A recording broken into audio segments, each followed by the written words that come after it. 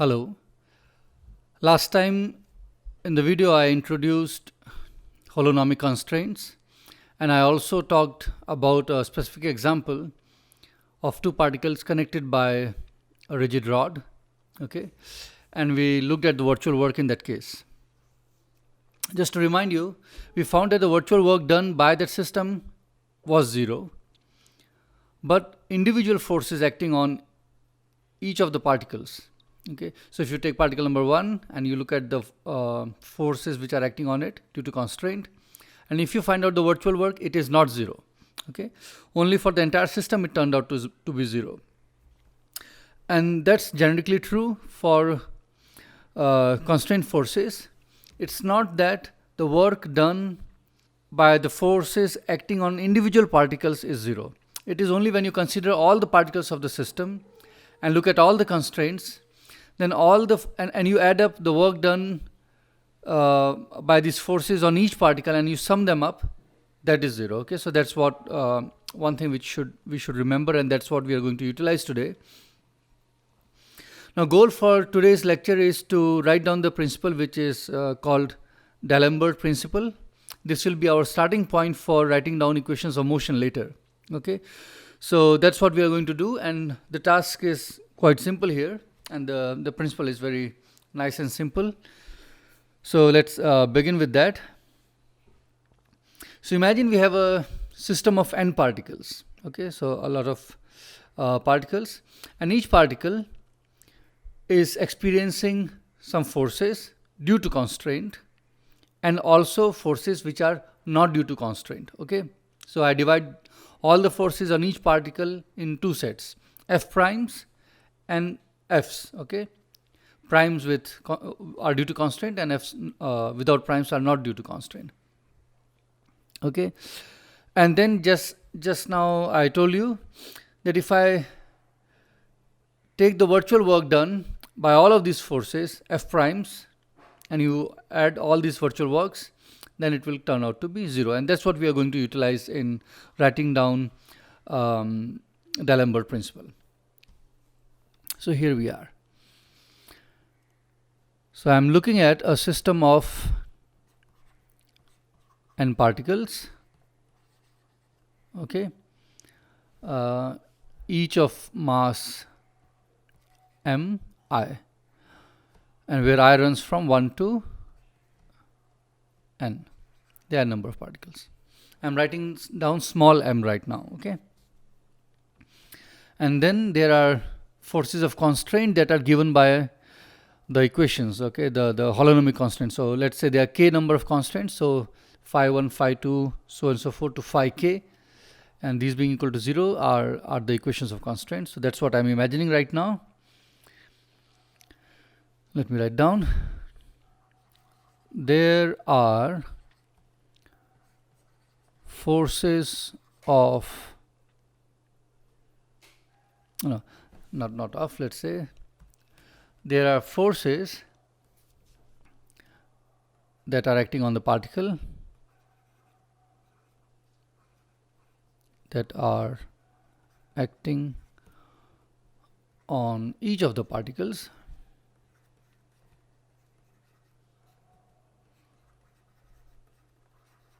Okay, and as I said, I will divide them into two categories. One is f prime. Okay, so particle number I has a force fi prime acting on it, and this fi prime is due to constraints, and this is the sum of all constraint forces. Okay, if there are several forces which are acting due to constraint, I add them all of them, and that's what f prime is. And the another set is f, and this is also the sum of all forces other than the constraint forces. Okay, on particle number I. Okay, now each of the particle is going to evolve in time according to Newton's second law. Okay, so if I write down mass into acceleration, okay, I have a double dot here, and that will be the sum of f prime and f prime I plus f Fi. Right? That's correct. Now you see, we are not very happy and excited about this equation. This is true. This equation is true. But it's not very nice because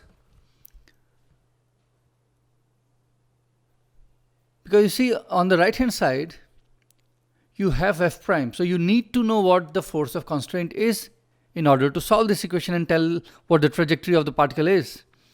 But now you may not necessarily know what are the forces of constraint acting. Right?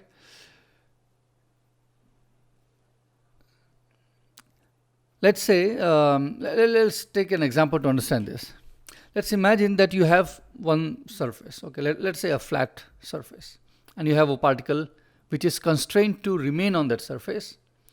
And on the top of it, you have certain very massive particles, okay, which very strongly exert forces on this guy. So let's say you have a surface, a particle on it, and then there are other particles here and there which are very massive, and they are all moving around because they are all interacting with each other. This guy will also move around because it is getting forces from all other particles, but this one has to remain on the surface. Now it may naively appear that I can plug all this and in this equation, Newton's second law, which I have written down here, okay, and solve it. But the problem is the force which the surface is going to exert on the particle here. Okay, so let's say this is the, do I have a sheet here? Yes.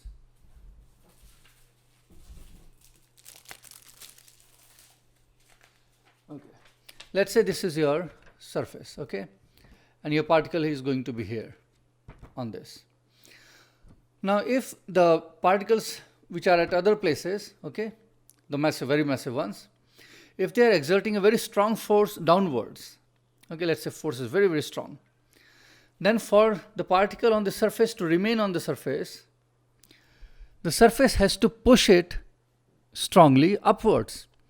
But if let's say these particles move away in time, okay, they go further away, so that the pull of these particles on the guy here is lesser, much smaller, let's say, then the reaction force by the surface will also be much smaller, okay, meaning f prime will be smaller in magnitude. So the forces f primes are not known a priori.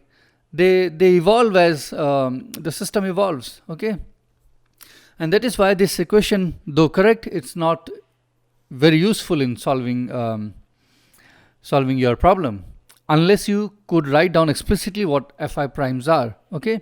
So that's the difficulty we face with this where the equations of motion are written down right now in front of us, and that is what the situation is, and that's what we want to address in the remaining of the lecture. Okay, so let's see what we can do about this.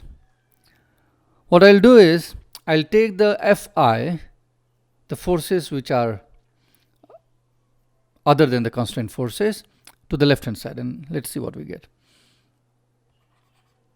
Mi Ri double dot minus Fi equals Fi prime. Okay, I wish I had written it more neatly, but okay, let me just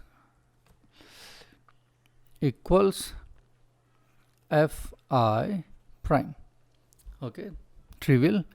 Now what I do is I take my system and do virtual displacements that are consistent with the forces of constraint at the time.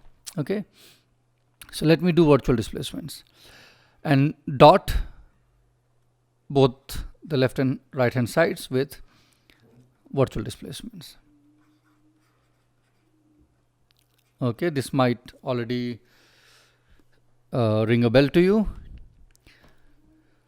Now, as I said a few minutes ago, that the right hand side is not zero, that the virtual work done by each virtual work done on each particle by these forces of constraint is not necessarily zero. You have seen this explicitly in the case of two particles which are rigidly attached. But if I sum over the entire system, okay, then this is true. And that's why I'll sum over all the particles. I equals 1 to n.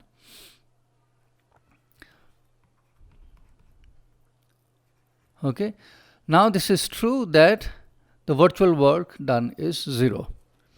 And this is what is D'Alembert's principle.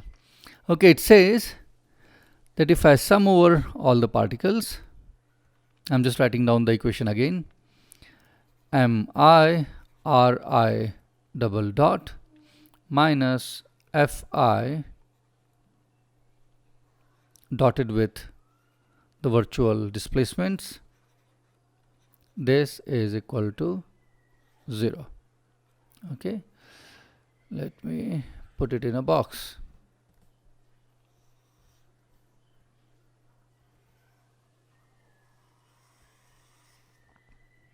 Now you might have already realized that this is a nice equation because your f primes are gone now. They are not here in the problem. Now this is D'Alembert principle. Okay, pay attention to this. Let's see what it is saying. It's saying that mi ri double dot minus fi dotted with delta ri is 0. Now imagine for a moment that there were no forces of constraint. If that was the case, then all the delta ri's, the virtual displacements of each of the particle, you could have chosen them all independently of each other, right? They will be all independent of each other. See, the delta ri's are constrained because of the constraint equations. You remember sometime back we wrote down d phi, and then we wrote down d phi, which was in terms of delta ri's, and that was the equation of that was the constraint that virtual displacements had to satisfy. Let me go back. Let me try to see if I can find that equation. Yeah, here for example, here if you see, here this one, you see the virtual displacements delta ri had to satisfy this equation, and they were not. So you cannot independently choose one delta r1 to be this, delta r2 to be to this, delta r3 to be this. Okay, they have to satisfy the constraints, and that's what I'm saying here. Okay, but imagine if your system was not constrained by any constraint forces, then you could choose delta ri's to be independent of each other, and then in that case, for this sum to be 0, you will conclude that whatever is written in the square brackets here, mi ri double dot minus fi, they all have to individually vanish, right? Just because delta ri's are independent of each other. Okay, so if that was the case, then you recover your Newton's equations, which is just mass times acceleration is the force, and there is only one force because the constraint is gone. But now the situation is that we have constraints, but then the delta ri's are not independent of each other, so I cannot conclude that mi ri double dot minus fi is 0, which is good, that otherwise it would mean that I have made a mistake. But then it also suggests that if I could write down this equation, I take this equation, and instead of using ri's, I use the generalized coordinates, which I was talking about some time back. Okay, remember generalized coordinates are all independent of each other. Now if I could write down this relation using generalized coordinates, then the delta ri's will get replaced by delta qi's, and because they are independent of each other, the displacements delta qi's could be taken independently of each other, and then whatever would be left in the square bracket here, not square, this is a round bracket here, this is a round bracket, okay, this bracket is called round bracket. Okay, that I would be able to say that part is 0, just like I was saying here for the case of a system in which there are no forces of constraint. And that would give me my equations of motion without the forces of constraint, and that would be our achievement, right? And that's what we are after. writing down equations of motion without constant forces. But the price to pay would be that we will be using generalized coordinates instead of Cartesian coordinates. But that's not a big price. That's okay. We are quite comfortable with using generalized coordinates. So that's the goal for next video. And those equations are which we are after. They are called Euler-Lagrange equations, and that's what we are going to obtain next time.